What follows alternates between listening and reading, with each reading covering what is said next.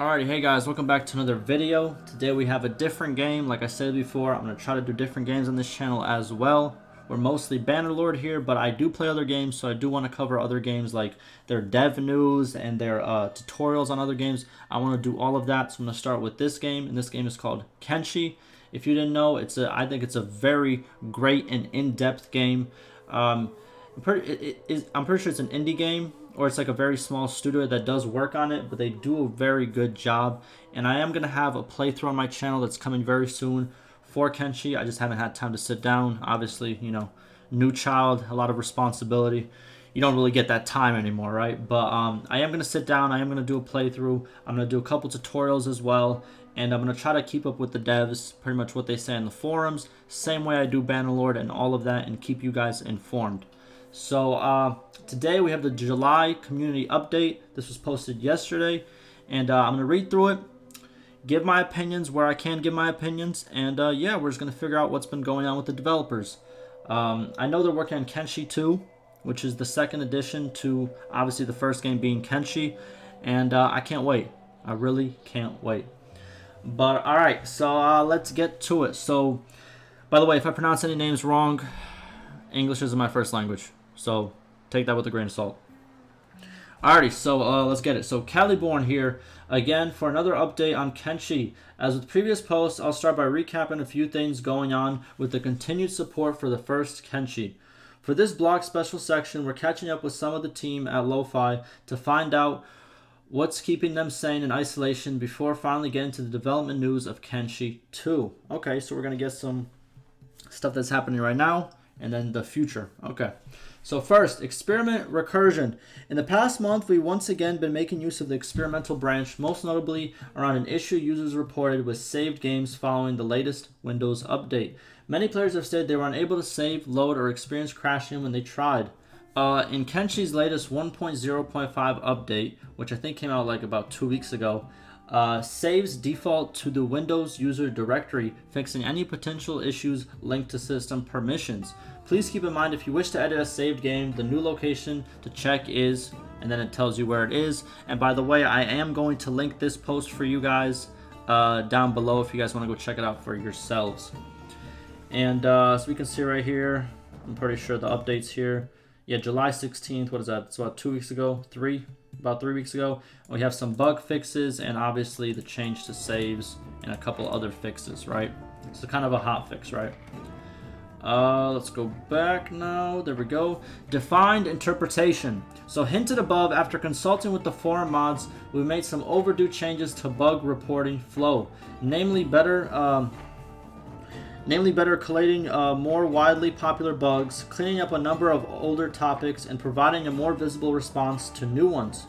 This will likely mean pushing for a stricter adherence to the bug reporting format as I work to ensure that they can be reproduced and turn them into meaningful notes to the programming team to progress. Okay, so a little bit better like bug reporting, so more updates can come out at a better rate. That's good to hear. The end goal here is to keep fixing issues for Kenshi 1 in a more transparent way, giving users more feedback on if it's feasible, if it's feasible, possible to fix, and where we're at with the reports. For a more worded explanation about the changes, check out the pinned topic here. Okay, so basically they want to kind of, you know, let users know what they can and cannot fix and stuff of that nature, and give you guys, you know, more of a look into what's going on, if that kind of makes sense, right? Next one. So, hey fans, in a past blog post, we've mentioned hiring a number of new team members to expand the studio for Kenshi 2. Over the next few updates, since we focus on an important Kenshi 2 sub-project, details further down, I'm taking the opportunity to catch up with different team members and share a little bit of who they are, what they're up to outside the studio, and how they're doing working from home. Okay, we're getting some lore. Alright. I like to hear it. We're getting some lore on the new people who joined. Cool, cool, cool. Alright, so the first one, we got Guy Warley. Jesus, that's a tongue twister. He's the concept artist. So I'm Guy, okay? A concept designer with a background in graphic design, illustration, and advertising. I joined the team in November 2019 and have been working on concepts for the architecture, furniture, and characters that inhabit the world of Kenshi 2. Okay, now we got his home setup. We should have had a picture of the home setup, man. You know, we could have one of them videos like, you know, Asmongold or XQC where they, what's it called? Rate the setups of their, what's it called? Like their PC and all that. But alright, so home setup. For my home setup, I recently purchased a I can't say that. Wacom. I can't say that. I'm sorry. Wacom.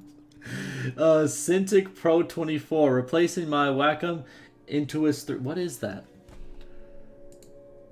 What is this?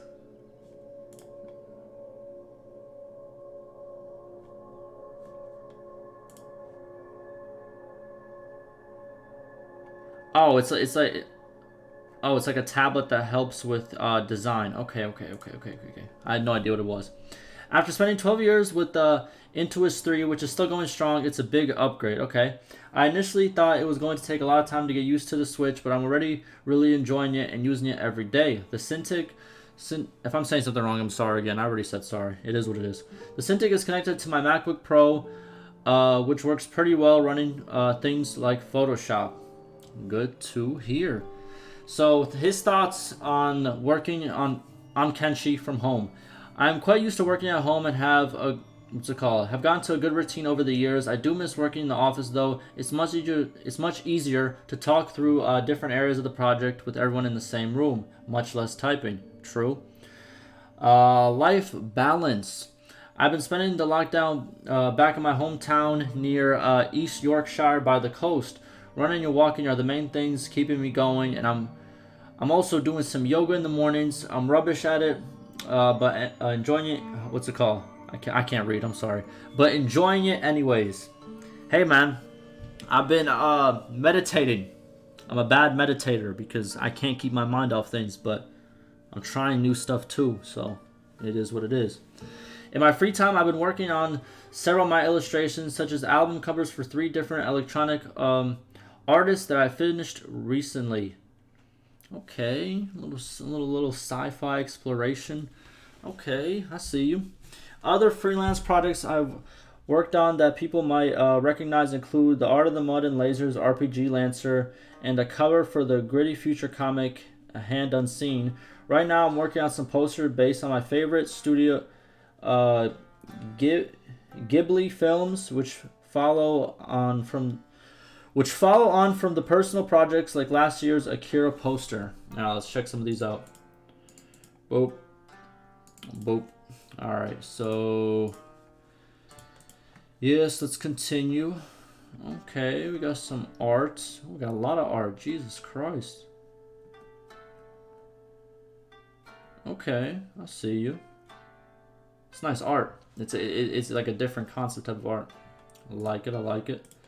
What's next? We got this right over here. Oh, okay, so this is like the same. And boom. Alright, man, I see you. Alrighty, so now we move on to the next person, which is Victor, Mr. 4 Goosey. Goosens. I said that wrong, probably. I'm sorry, Victor. I'm Victor, or Mr. 4 Goosey, I think. I've been doing indie dev on my own projects for over half a decade, and I've spent part of that doing it for a living. I got fed up with running my own business and decided to look for a full-time job in the industry, leading me to lo-fi. I wanted to combine my love for making pretty things with interest in logic and programming, which is why I'm now a technical artist. Okay. The home setup. I'm running a custom PC with a Ryzen 7 2. I have no idea when it comes to computer stuff. I'm gonna be honest with you. Listen, I understand people are gonna get on me and be like, so you didn't build your own computer? Listen, I had no time for that. You know what I mean? Even though it probably didn't take that much time.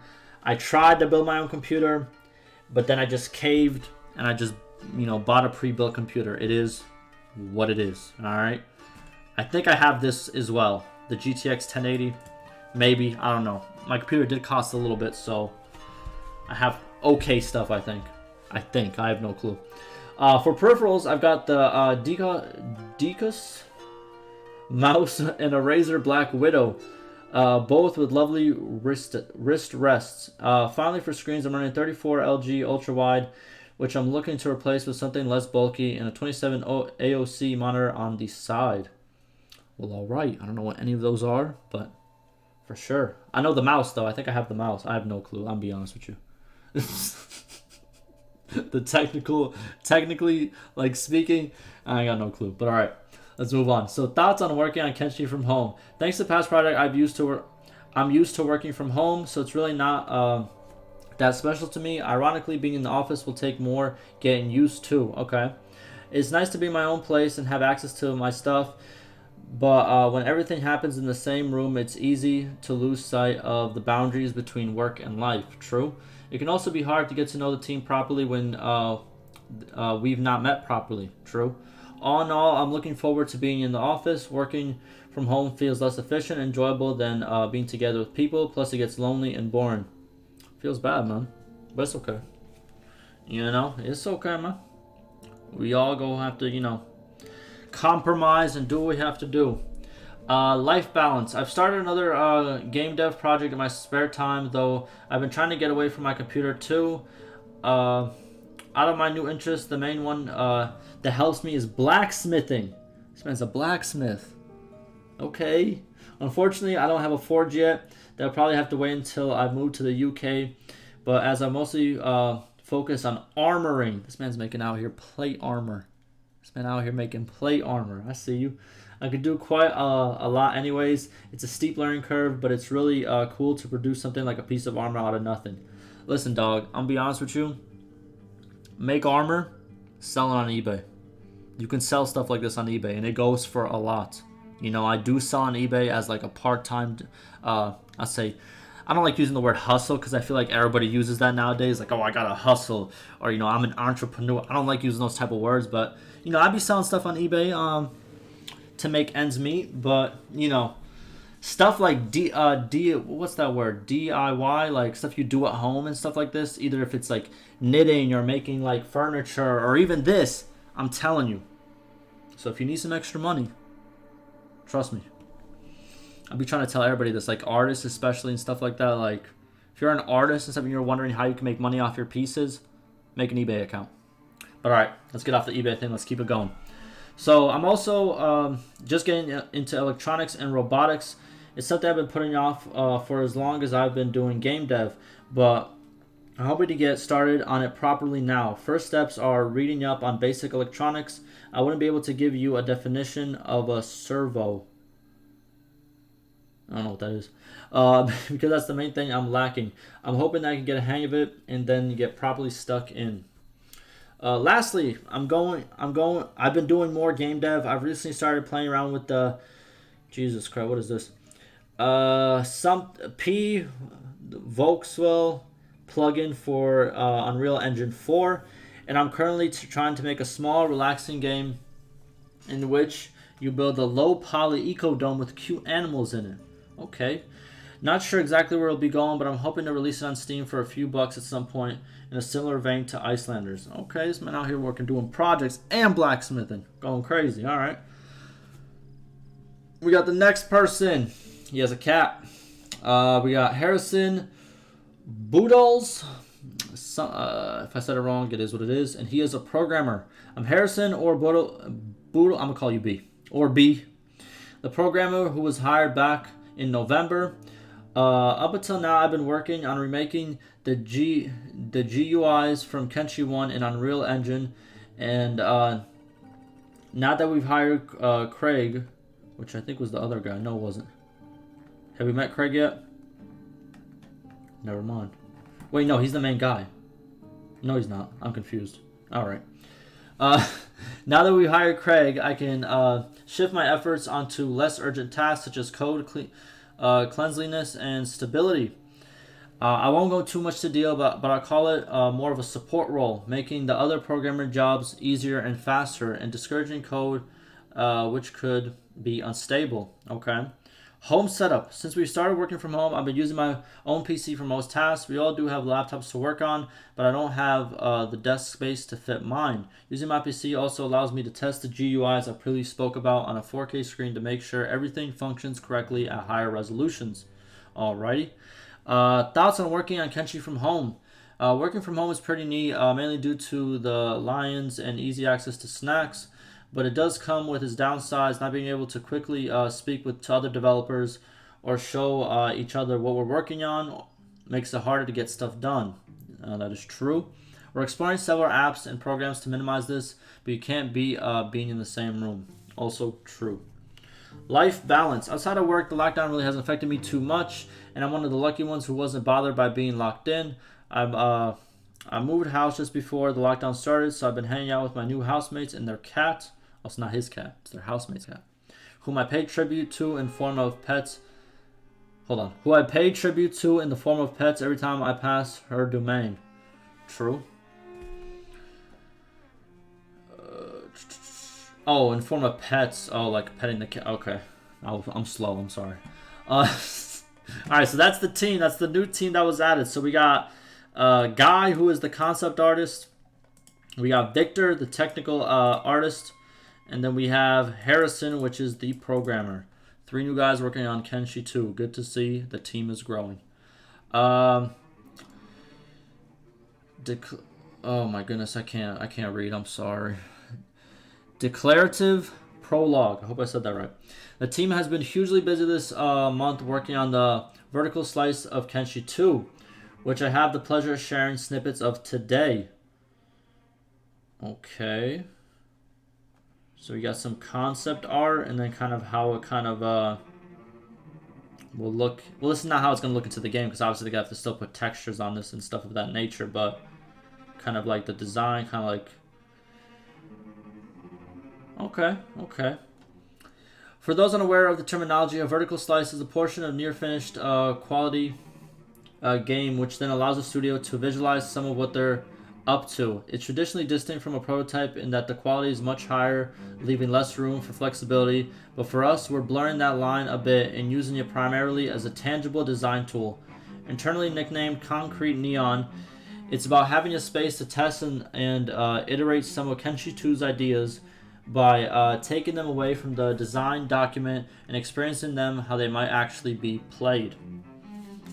Okay, so we got this, and then kind of like a little snippet of what it looks in game. Looks crisp. I like it.